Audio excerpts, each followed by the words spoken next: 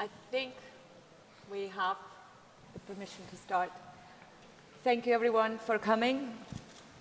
Thank you to our hosts for this incredible venue. And I'm going to commit the ultimate moderator's sin and go on and on about actually diving into the discussion, but I do have our speaker's permission to do it. Last time, I was in one of the beautiful venues of this incredible event. It was 2019 BC, before COVID, when Coda, the newsroom I represent, co-hosted a discussion about the importance of covering rewriting of history and how journalists can do better at covering the historical revisionism. As a thematic newsroom, rewriting of history has been one of the key elements of our coverage of disinformation crisis. We have been tracking stories of authoritarians and populists around the world manipulating the past in order to, and distorting narratives in order to gain more power. And back then in 2019, I played a clip from a project that we had just finished at the time.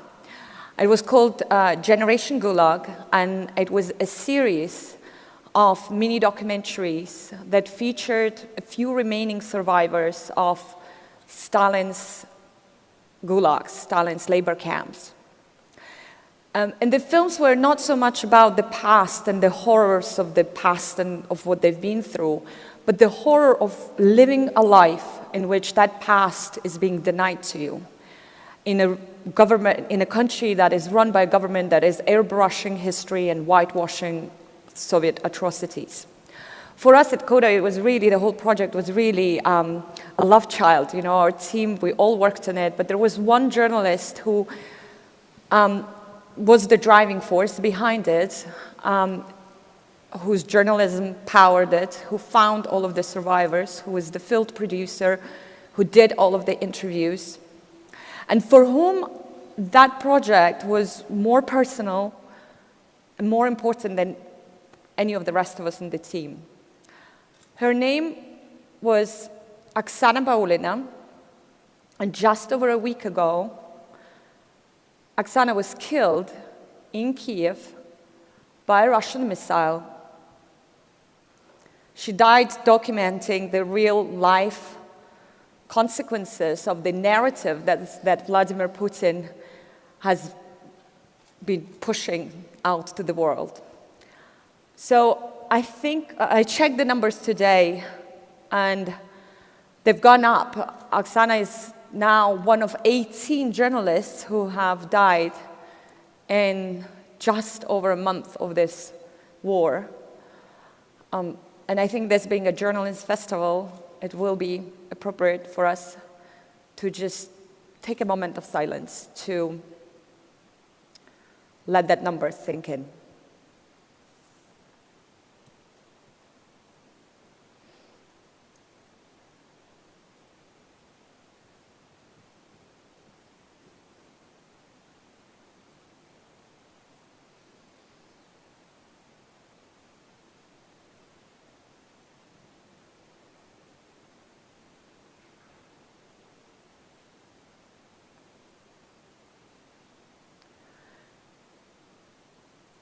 $18 is an astonishing number, and we owe all of them, I think, and every journalist who is on the front lines of that war, who is in Ukraine at the moment, a huge debt of gratitude.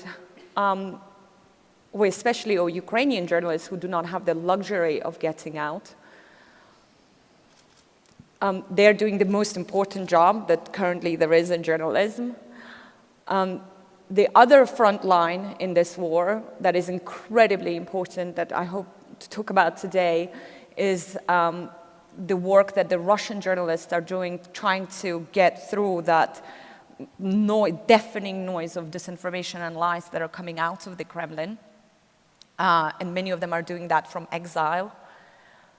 You will notice that, we don't have any of the reporters who are on the ground here today, or we don't have a Russian journalist here today, and it's partially intentional because they're busy. They've got more important things to do.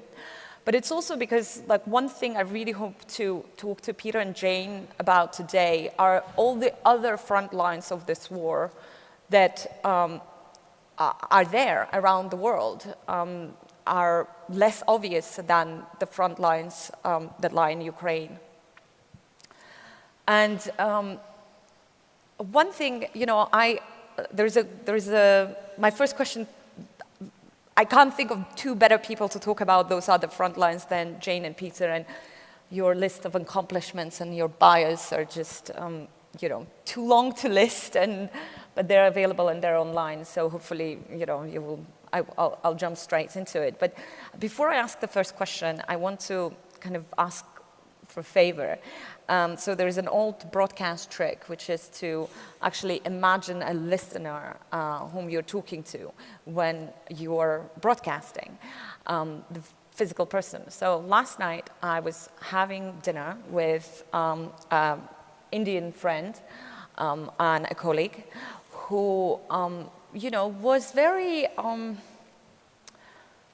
politely and thoughtfully resentful of the attention that this war is getting in the West. The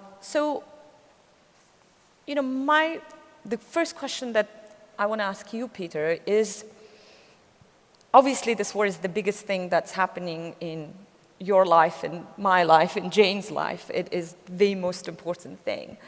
But how do you explain its importance to people who have lived through their own wars, have their own colonial experiences, and their own conflicts? Yeah, I had to take a trip to Texas in the second or third week of the war, and I don't think any Texans had any kind of emotional connection to what was going on, and maybe it was a story on television, but they saw absolutely no relevance of it to their lives. And I live in the US, and actually I don't think in most of the US there's a connection, let alone India. I think that's our jobs, though. I think when we think about the role of journalists today, it's finding those connections and surfacing them. What's been very interesting in this particular war is that there actually has been am I drifting in and out? Do I do this? There has actually been a reaction already showing interesting connections. Remember, right at the start of the war, the UN representative from Kenya immediately got it. He was like, okay, this is a colonial conflict. We know exactly what this is. The Ukraine-Kenyan connection is not one that people have made. I spent, like probably many people here, quite a lot of some time focusing on Syria, and was trying for years to get Syrians and Ukrainians to talk to each other. It was, from the Kremlin's point of view, it's the same. And that connection didn't really exist in any deep way. It's been very interesting to see how instantaneously Syrians have shown sympathy to the Ukrainians, from helping in things like, in emergency services and giving sort of informal advice, but also seeing the connection between Aleppo and Mariupol. So people are getting it. They are seeing these interconnections.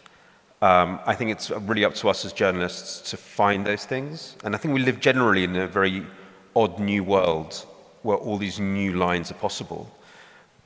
So I don't know, for example, when I was covering something that Jane is much more an expert on, which is sort of disinformation and troll farms, I found that suddenly there was a mutual understanding between journalists in the Philippines and in St. Petersburg.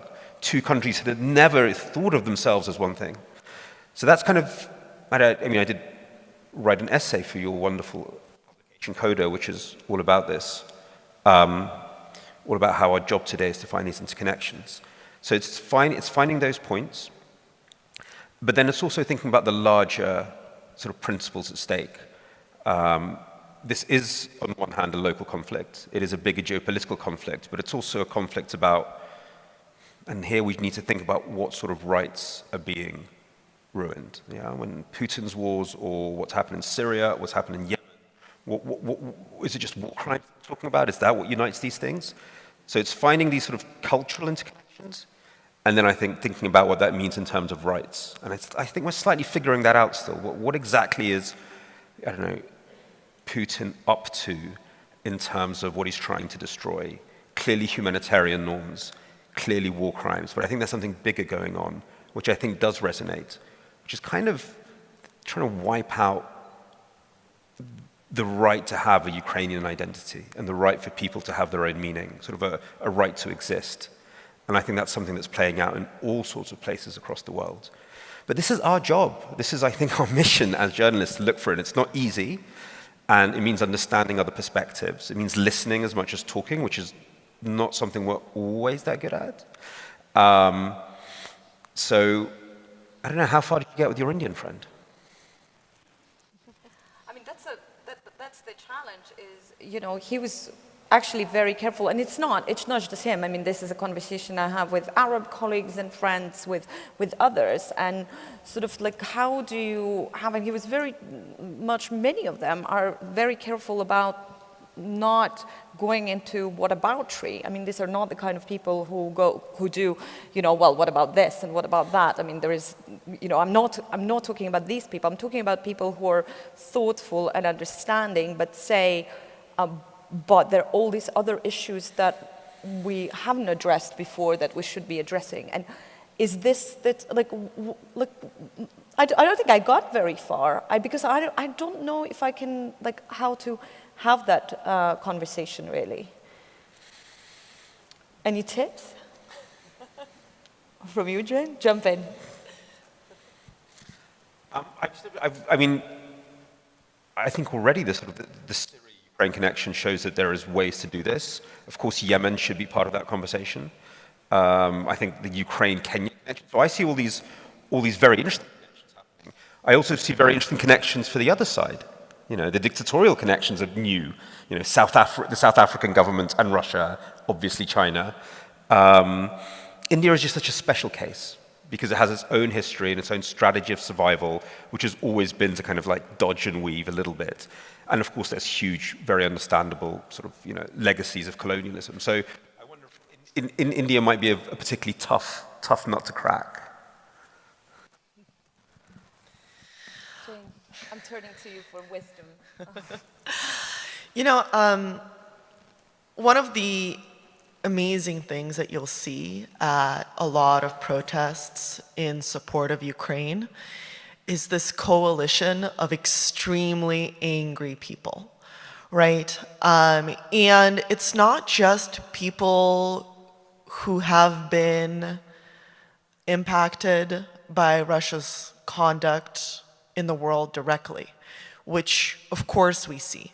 We see a lot of people from Belarus, from Kazakhstan, from Syria, but we also see this coalition of activists who understand the bigger global currents that Russia has contributed to.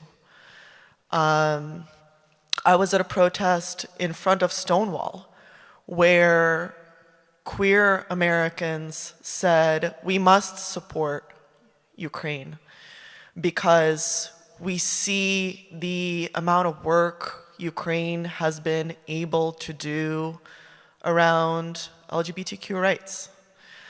I see people who do climate work support Ukraine because they understand the impact of Russian oil on the world. And as with any war, there are a lot of really difficult threads that converge to make it possible.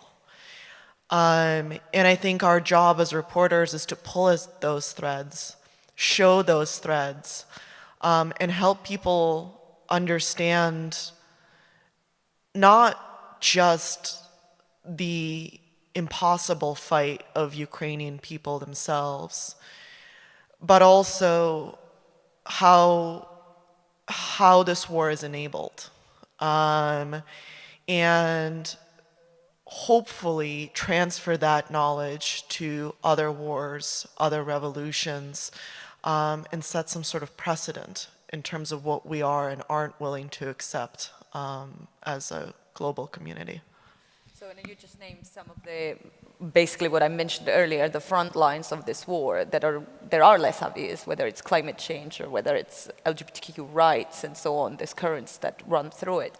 Do you have any practical advice for newsrooms for whose audiences are, far away from this conflict, for newsrooms, for Italian journalists? How do you cover this war and make it relevant to local audiences? Mm-hmm. Every country, every neighborhood even, is going to have their own perspective on what is happening. And reporters outside of Ukraine, newsrooms outside of Ukraine have an incredibly important role to play. And that role is really telling the smaller human and also the larger political stories that contribute to how we see and understand the war.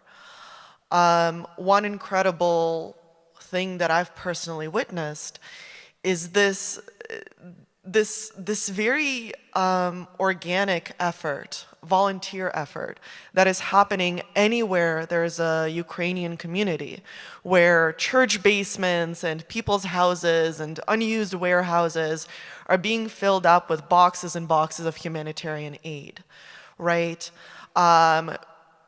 Those boxes are being sent to Ukraine through logistical operations that essentially sprung up overnight.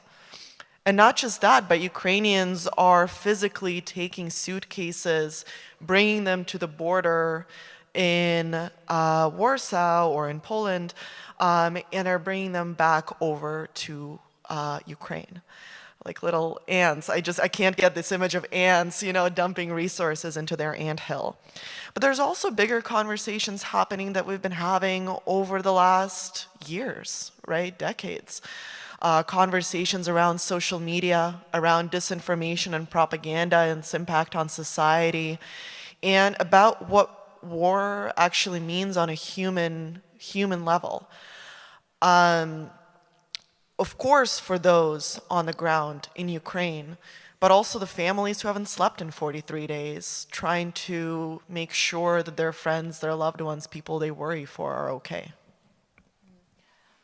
Peter, I want to follow up with you on the same question, but meantime, unfortunately, we can't have audience questions because of the COVID regulations, but I am looking at my phone, so please DM me. I'm at Antelava, just my last name. It's on the program, Antelava. So DM me, my DMs are open, and I'll try my best if you have questions for either Peter or Jane. Peter, in terms of practical advice for newsrooms and journalists on how do you do it? How do you make these connections and how do you tell these stories? What's your advice? I mean, this is being listened to by Italian journalists in Italy, translated into Italian. What are stories that Italian newsrooms should be doing that are, relevant to they're about this war and relevant to their audiences? Well, I mean, sort of my life took a strange turn a few years ago, and I've sort of become sort of semi-academic, where I think a lot about the connection between media and audiences, and how do you reach new audiences? How do you reach audiences that might be resistant to evidence and knowledge? And actually, we've done projects together with Corriere della Sera in Italy. I think that journalists are perfectly capable of making these connections through things like research and a bit of audience analysis. The problem is not that, the problem is incentives. That was very, very clear in the work we've done with newsrooms across the world. But especially in Italy, where the ad tech market really drives things, and subscription is still quite new, or was when we were working here. And sadly, that just puts you into this kind of very, very, very bad cycle where, you're constantly looking for very sort of short-term, subjects that are inflammatory and polarizing. So that's problematic. I think journalists are perfectly capable of finding these things. Are there incentives in place to do this? Not really, no, because it would almost always be slower, more background kind of stories, more deeper, which is actually very good. People really like that. in terms of like when we look at, audience responses to the deeper sort of contextualization. I'll give you an example. And it's not just our research. Remember the migrant crisis, which was a really big deal here, the refugee crisis. It was, Matteo Salvini really preyed on this. When various researchers looked into the question of what got the most sort of calm response from people, what got people to think about the subject in a calm way, it was background explainers. Why is there a crisis? What's happening in the Middle East? Like any type of therapy, you don't say it's good or bad. You start going, why is it happening, and look for solutions. And with this Ukraine crisis, with this invasion of Ukraine, again, you'd look at Russia's hold over Italian energy, you'd look at corruption in the Italian system, you'd look at all these things which would explain to you why the Kremlin felt empowered and enabled to do its invasion. However, that kind of like explanatory journalism isn't the one that's going to get the most likes and shares. Most likes and shares is going to be the one that says Putin is sexy or Putin's evil, which is a moral choice, and even I feel kind of excited by that choice. But that's not actually taking us forward into sort of a deeper understanding. So yeah, we are slightly trapped in this very bad cycle, I think. Yeah, and obviously the social media platforms are a really big part of the cycle. I was in London last week and talking to a 14-year-old family member, nephew, who said to me, "Is the war over?" And I said, "No, it's not." And he said, "Well, it's completely disappeared from my TikTok." And of course, that's all about like a nanoseconds less that he spent looking at it. This is the case with all the other algorithms. I mean, you have done incredible work on disinformation on social media platforms and the role that they play. What is that role in this conflict? So if I can start from a little bit far away, 8 years away.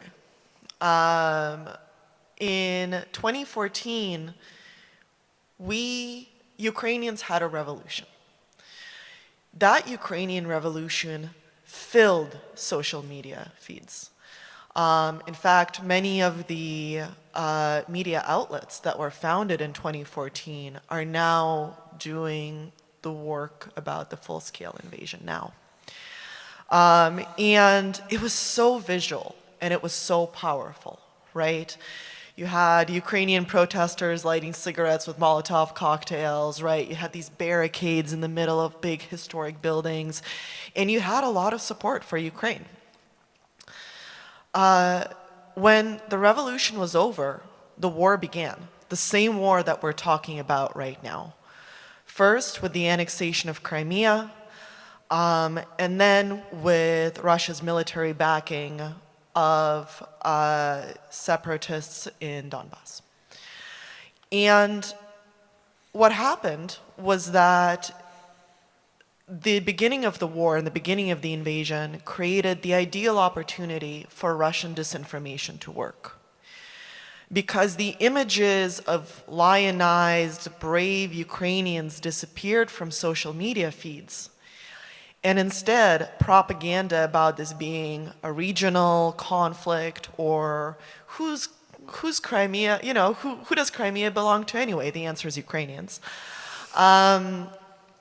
To the muddied waters around the downing of MH17, right?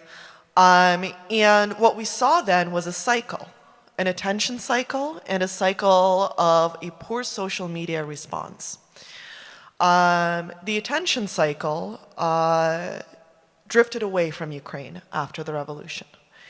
And as the attention drifted slightly away from the revolution, social media companies who at that time sort of denied the power that disinformation had on their platforms were also not pressed and not kept accountable for what is going on their social media platforms. And what was going on is essentially the same propaganda that we see now. Putin did not begin calling Ukrainians Nazis on February 22nd. He began that almost as soon as he took power and began that in earnest in 2014. And at that time, many Ukrainian activists and officials tried to get social media companies to listen to say, here's what Russian propaganda is, here's how your platforms are used, and here's what it does. I don't think I need to tell anybody in the room that those warnings were not heeded. And what we saw between then and now are the same cycles repeating themselves for 8 years. For more than that, really, because we saw the same cycle in Syria as well, and around the Arab Spring. And so right now, we are in the middle of that cycle. Again, on February 24th, the world's attention was on Ukraine. Even those without the personal stake were sharing ways to help, were amplifying Ukrainians on social media, were lobbying their politicians, were showing up to protests. Right now, the war is in its 43rd day. I don't even know what day of the week it is. But the attention to the war has changed. I would argue that, of course, many people have stepped away, but many people are also trying to figure out how to pay attention to it without putting their entire lives on hold, as they did in the early days. And social media companies are not equipped to adjust to that, because once again, this is the opportune time for disinformation to enter the conversation and to do real, serious, deep damage.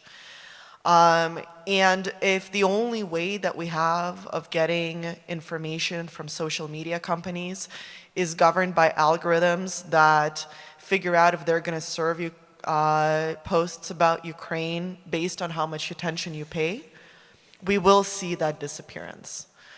And so this is a case where it's another cycle that really needs to be broken, because the war has not ended. And the demand for information around the war has actually not really ended either.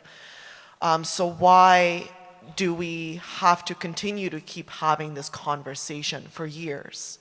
And how many more years do we have to keep this conversation going for? Obviously, another front line is covering the big tech and that industry, which is, you know, becomes slightly problematic when so much of journalism is supported by the platforms today, right? But it's almost like a separate conversation, but tied to that as well. I mean, just to illustrate the point that you're making, I was talking to a colleague of mine in Georgia whose independent newsroom had a 90% dip in their engagement on Facebook because they're being reported by Russian trolls or pro-Russian trolls. So, like, what can we do, both as journalists and as individuals, to change that, to change the way that algorithms work?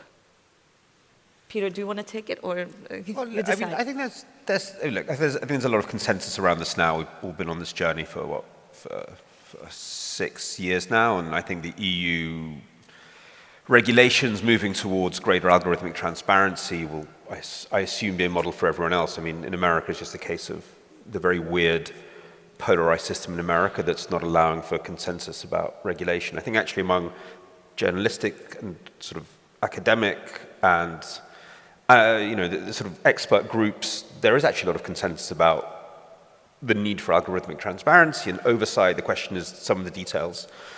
But I think in this moment, with this specific war, I think I'd like to see the tech platforms take a stance, actually. And it's not taking a geopolitical stance. It's taking a stance around the things that they claim to value, which is human rights, access to information, and connecting people, in that terrible phrase that Facebook, now known as Meta, has ruined for all of us. But what do I mean by that? They should be taking a stance on making sure that their apps deliver VPNs and other tools to circumvent firewalls to the Russian people, who are being sort of increasingly shut off from the global internet. They can do that. The Ukrainian digital minister has asked for much more. He says, look, most people in Russia have, phones powered by Google or by Apple. why can't you sort of like deliver the truth about what's going on in Ukraine, within, the facts about the humanitarian crimes being committed, or the crimes against humanity being committed. I can see the platforms not doing that. I can see them never seeding information, but making sure that people have access, designing new tools that will encourage dialogue across borders. I don't know, we will love this app that the Taiwanese use, poll.is. Well, what would be like a secure version of that to make sure that the Russian people can keep on talking to people across the world?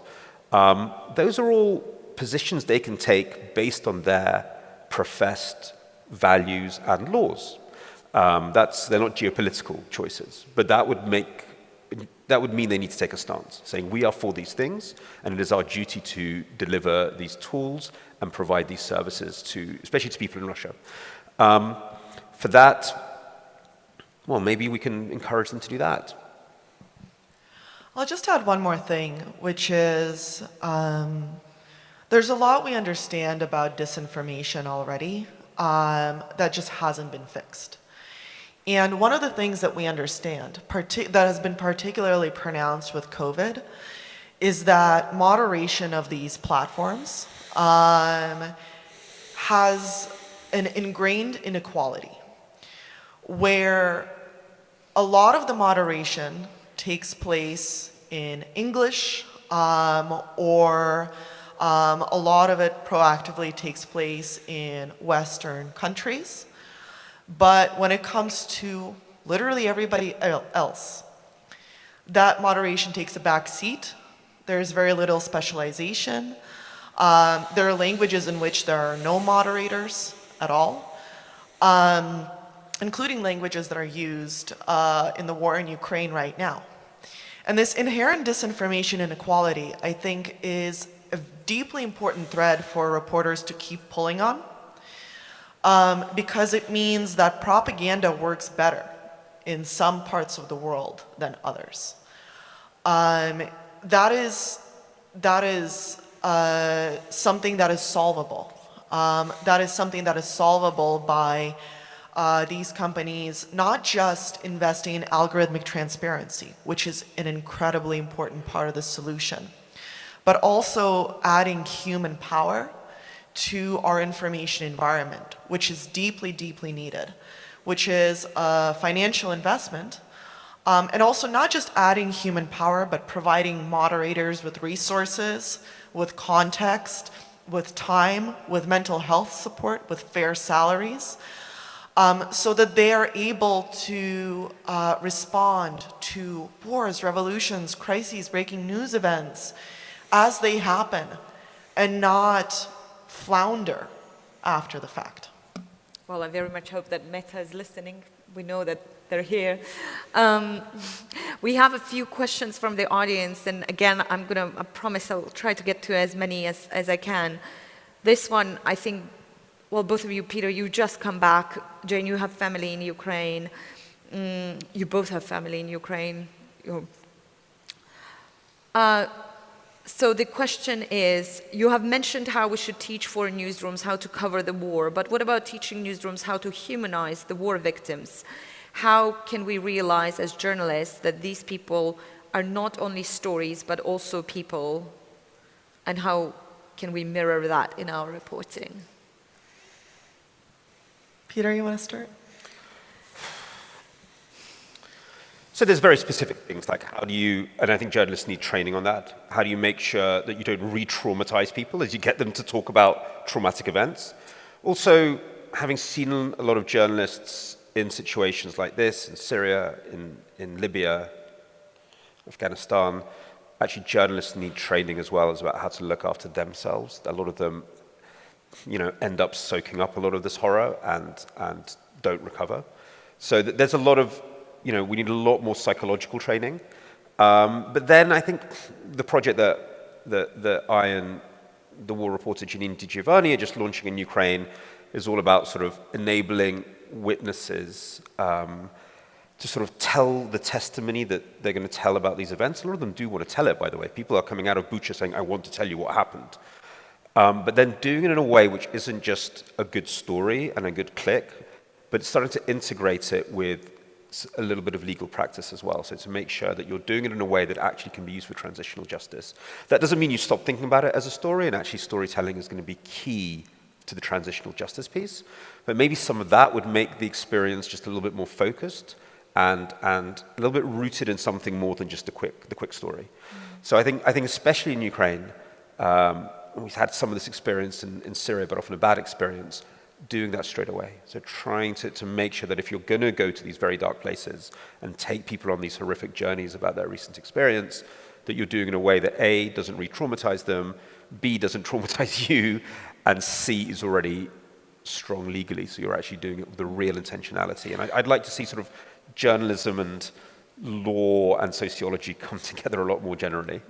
You know, I think this question is also a little bit about war voyeurism. I think like how, because that's something that I personally struggle with is, you know, especially in that age of sort of information on steroids and social media and all this, and everyone having mobile phones and tweeting from the bomb shelters and so on. Like, how do you avoid that? Like how it's so powerful, and the story of Ukraine is so powerful, but it can also become dehumanizing at the end, right? It kind of normalizes that. Like, how do you walk that line?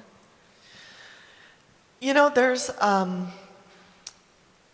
this series of images that I saw on Instagram, and unfortunately I don't have the name of the artist pulled up. But they show a bombed-out house in Kiev. And on each floor of that bombed-out house, somebody's cooking dinner, or watching television, or playing with their cat. And I found that to be a very powerful illustration, because these are just normal lives interrupted, right? These are just normal lives. And I think there's a lot of traps that we can fall into as reporters, not just by painting Ukrainians as victims, but also overly lionizing Ukrainians, making Ukrainians these superhumans, right? Who can withstand anything, who can do anything, who can beat this gargantuan threat. And neither of those are really accurate narratives, because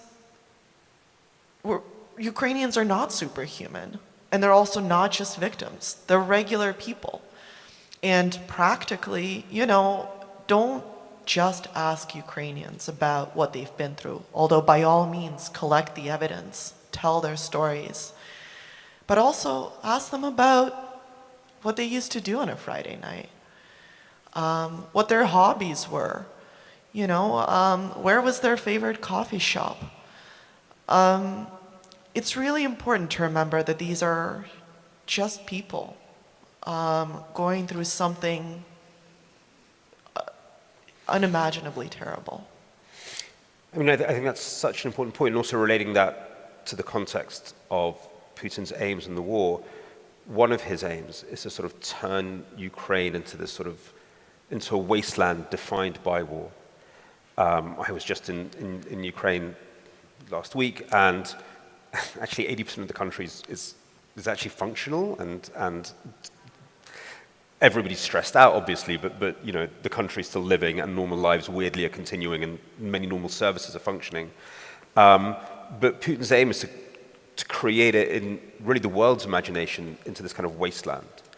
And actually by reinforcing that over and over and over again, you're actually doing some of his work. I mean, he wants it to be a wasteland where nothing can grow, and this country has no hope and no future and no identity. So we have to be very careful, actually, by just reinforcing war, Ukraine all the time, that we're not actually falling into his trap. And Vorzel, which is, you know, is a really nice sort of like, I don't know, leafy excerpt of Kiev, where like writers and, you know, people in the creative industries have their little dachas. It's where you go if you want a little place just outside Kiev. Now in the public like in the world's imagination, is just sort of associated with death and horror and terror. And it's not. And we have to make sure that it doesn't remain that way. And that takes a lot of skill, but also understanding context. It's about humanizing, but also understanding that this is a kinetic war, but the Russians, I suppose everybody, but especially the Russians, always think in terms of narrative. They're always doing a piece of storytelling. And you have to be very careful not to get sucked up into exactly the storytelling that Putin wants. So many questions now coming in. So this one is Western. Do you feel, and you two may be the wrong people to ask this, but do you feel that the Western media response has been too one-sided and too single narrative?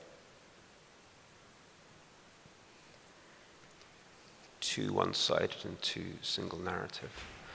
Look, I really hope we're growing out slowly from this, what we like to say was a journalistic virtue, but was actually an excuse to not ask tough moral questions and simplify journalism to here's one side, here's the other side. I mean, I cover propaganda in a lot of my work, and that was the curse of the climate change debate. Like, oh, here's the facts about climate change, and here's some guy who's being funded, we don't know by who, but he says climate change doesn't work.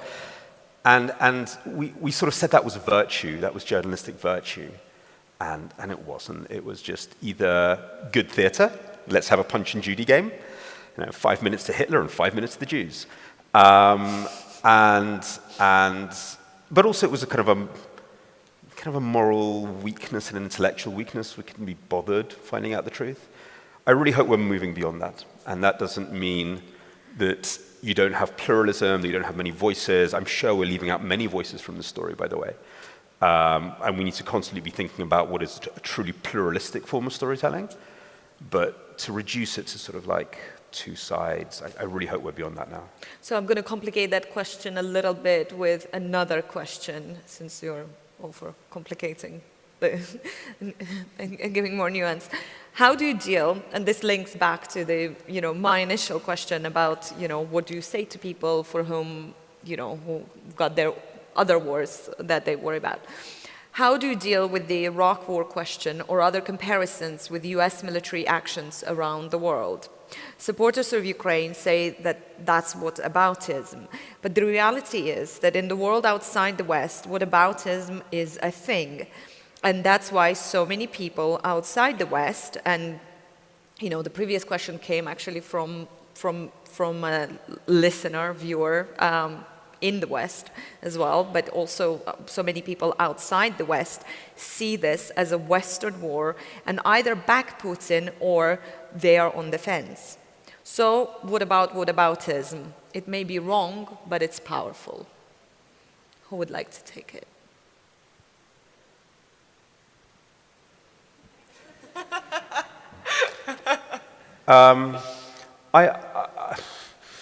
I'd separate two things. There are the professional propagandists whose job is to muddy the waters because they have a political aim usually associated with the Russian state or its proxies or other dictatorships who do not want to talk about this war for their own very, very greedy reasons. Those people you just ignore. Yeah, they're trying to... And then there are very, very... George Galloway, so this one. Who? But that's just... We don't need to bother with them. They're trying to sort of pollute the debate. There are very genuine questions to ask about Iraq, about Syria, about history. I think we talk about these questions. I think they're very, very valid questions. The thing I would never do, though, and that happens a lot, is sort of do it without Ukrainians giving their point of view, because their voice really matters. And over many, many years, their voice was sort of non-existent. In the conversation. So make sure they're there in that plural conversation. But I live in Washington, D.C., where I think Iraq is on everybody's minds all the time. And whenever Ukrainians come and go, well, can you do more? Can you do more? They say, well, Iraq, we messed up over Iraq. And American, I think the problem in America is that it never really went through a process of really analyzing what went wrong and getting over it, learning the lessons and moving beyond it. And in many ways, Syrians had to pay for that, because America hadn't dealt with its own sins in Iraq, and it became kind of a blocker analyzing what's happening in Syria, and sort of now Ukrainians are paying the price. But is it too late now? Or is it just not the time? Living in America is very, I mean, the way societies get over these awful things that they've done is by telling the story of what happened, saying who was guilty, punishing them, learning the lessons and moving beyond. No one in America has ever taken accountability for what happens. And so they're just stuck in this internal conversation, and everything is about Iraq. And sadly, and I think it's a great pity, America plays a huge role in the world. And it was surreal watching the Syria thing, where Syrians had to pay for the fact that Americans had never managed to find somebody guilty in their own system for Iraq. You know, it works. So there's a very nuanced conversation to have, which is, I think, you know, especially America has not had. But is it happening, or is it not? No. I think they still completely haven't faced up to what they did, and therefore can't move beyond it, and therefore it blocks clear thinking. And I would also say this is a place where journalism continues to have deep opportunities, right? Because so much accountability is driven by good investigative journalism, uncovering what happened, when, and who was responsible. And this for reporters, I think means stretching our investigative muscles a lot.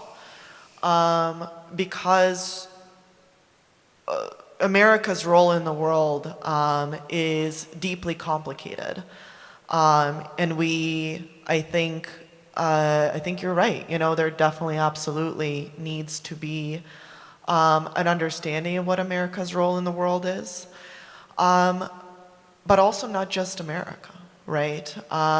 Russia's role in the world has also been deeply complicated, and the relationship between Russia and the US and the various wars or conflicts around the world and how Russia and the US play into that has also been deeply complicated. A lot of it has been examined, and a lot of it hasn't.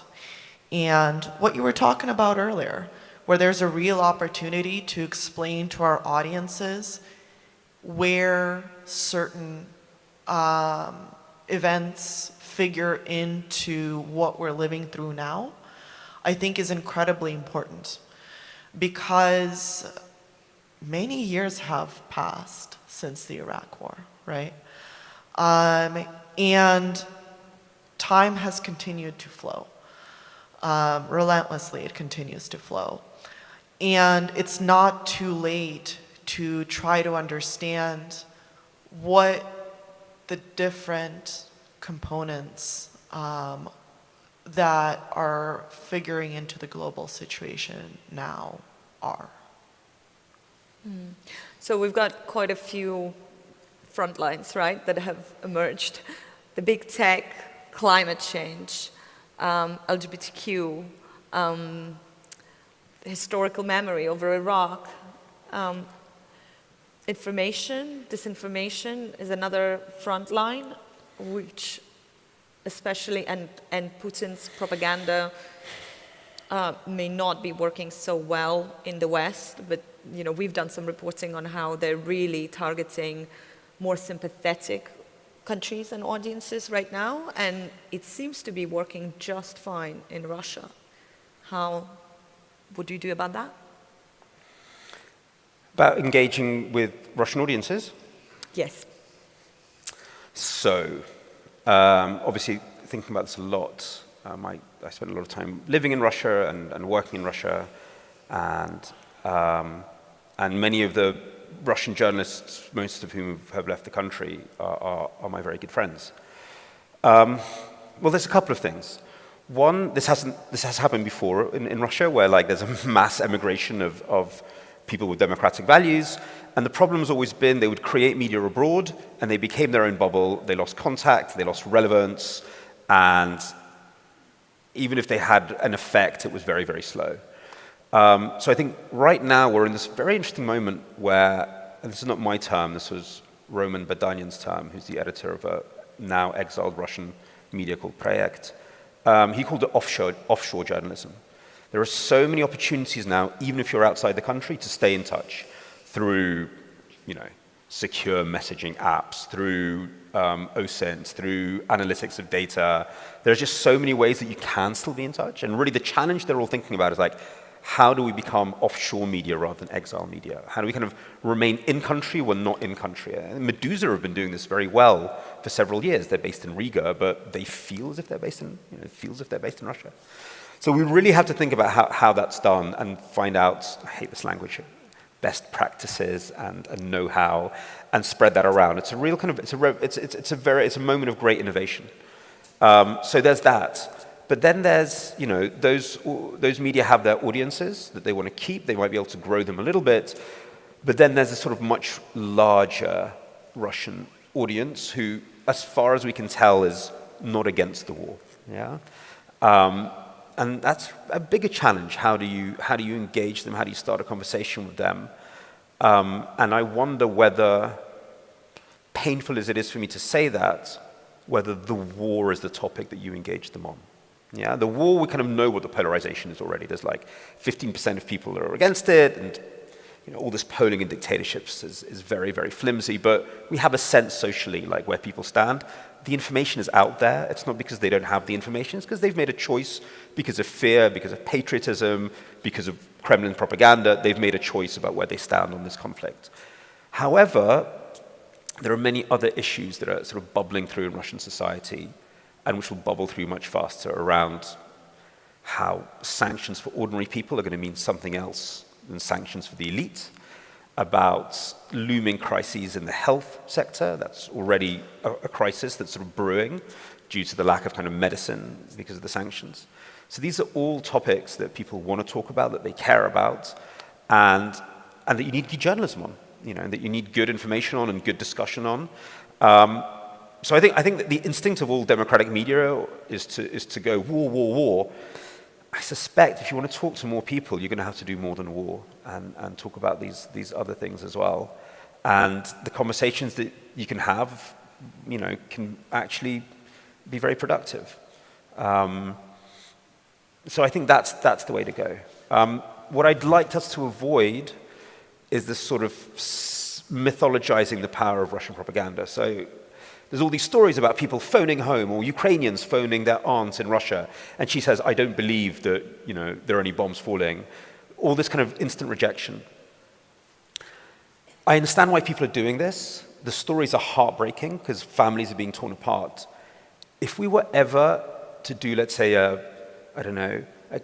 project where you're trying to bring somebody out of a cult, or out of a situation where they're resisting knowledge in many ways, whether it's QAnon or climate change denialism or something else, that's not the way you do it. That is the last thing you do, is bombard them with something they don't want to accept. You would never start that way. You would never make it one phone call. This is a process 6 months and months and months. So I completely understand why people are doing this, and it's certainly not a bad thing to try, but we're kind of, there's a bit of a mood like, oh, we can't do anything. These people are zombified by Russian propaganda. That's not how it works. It really isn't how it works. Nobody's brainwashed. All these categories don't exist. It's a complicated set of psychological motivations, and often motivations to do with survival. The truth might be dangerous for you. So I wouldn't rush to kind of giving Putin's propaganda this permanent, all-powerful aura. There are many, many ways through, but it does take patience and sort of time. The two things that Putin has, or at least used to have, patience and time. I completely disagree. I think he's on quicksand, but I'm in a minority to think that. Jane, apparently Russians have not been brainwashed. Do you want to argue with that? Hardly. No, I also want to maybe underscore the point that was made earlier, which is the deep tragedy of social media outlets being blocked in Russia. Because a lot of the information is on social media, right? A lot of the way that the information flows is through social media. And so we need to figure out ways that are technologically accessible, that are easy enough to engage in that gets the accurate information that Peter's talking about, that gets the reporting, the actual delivery system of the reporting to people within Russia. We're running out of time. We started 5 minutes late. Do we have a couple more minutes for one more question, or do we wrap up? Organizers, anyone? Okay, I'll do one more. We'll just do it. We'll just do it if we're... Yeah, all right. we do. Exactly. So there's a question about the future of Russian journalism, which I think was kind of addressed.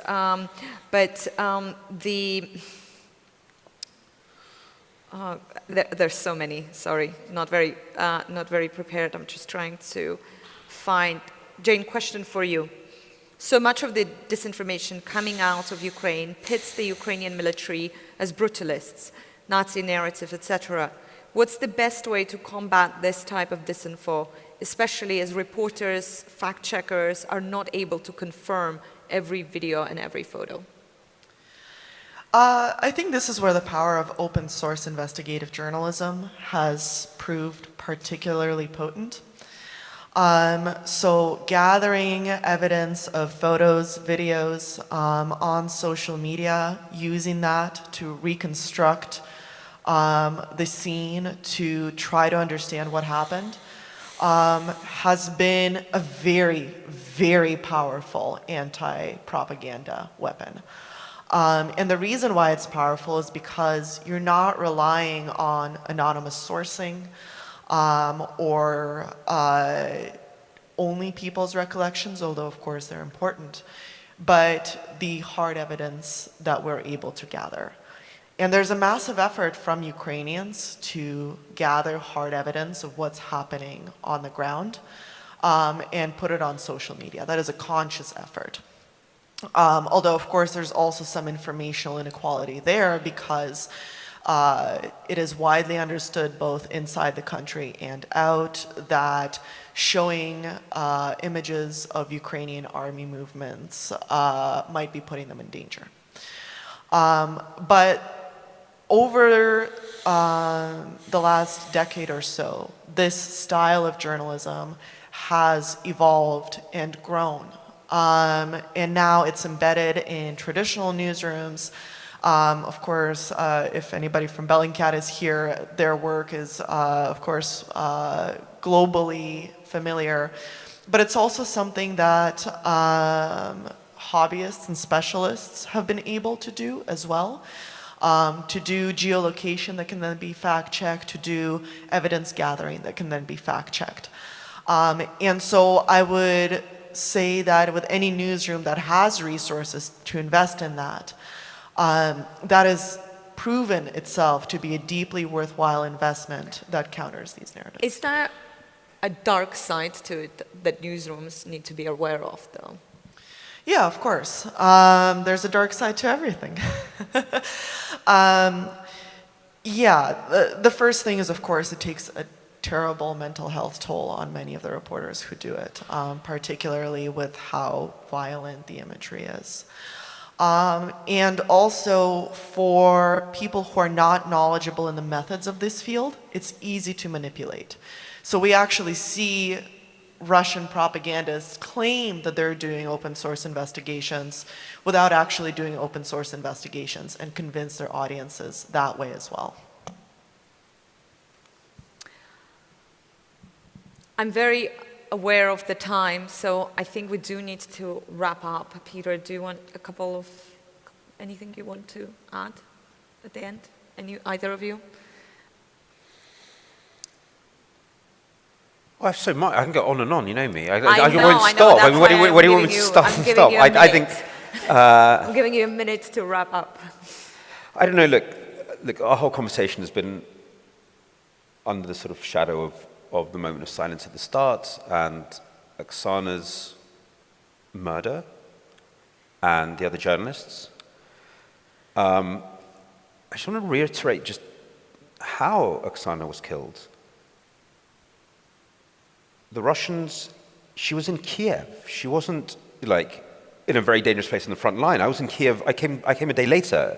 it seemed fine. I mean, you could hear artillery in the distance, but it didn't seem a dangerous place in any explicit way. And the Russians hit a shopping center where they seemed to believe there were some weapons. The next day, journalists went there. I think Tim Judah was there, she was there. Like, a bunch of people went down there to film it, and they hit it again. And that's what they did in Syria over and over and over. It's double taps.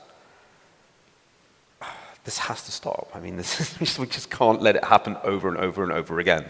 And yes, it's something very similar happening in Yemen as well, but the sort of slide to accepting humanitarian fallout from war, which has been growing and growing and growing and growing year after year after year after year, is something we have to make some sort of collective effort to stop. I'll just add one more thing, which is that the reason why the disinformation industry exists, why the propaganda industry exists, why one of the first resources that Russian troops rush to cut when they besiege a town is the internet and the communication resources. They're taking people's phones, is because information is powerful. Journalism is powerful. There's a reason why authoritarians fear it. And there's a reason why our jobs are dangerous. And that's also the same reason why we have to keep doing those jobs. Yes, in Ukraine, and also everywhere. Peter, Jane, thank you so much.